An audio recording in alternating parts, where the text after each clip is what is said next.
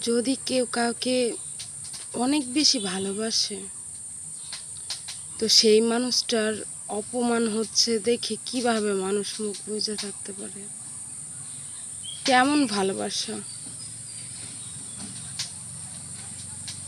একটা মেয়ের জীবন কেন ভালোবাসা নাটক করে এইভাবে নষ্ট করে দেওয়া ঠিক না। এটা যদি যদি না বাসতে পারো, তাহলে কেন ভালো রাখার দায়িত্ব নেওয়া হয়? কি দরকার? আর আমি যতটা জানি,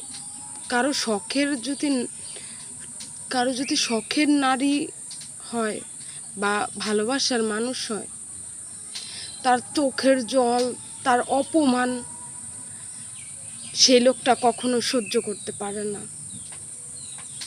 তার মানে ভালোবাসা ছিল না, সবটাই অভিনয় ছিল। বুঝতে পারি নাই। আর এমন একটা সময় বুঝতে পারছি, পিছিয়ে আসার সেই পরিস্থিতিটাই নাই।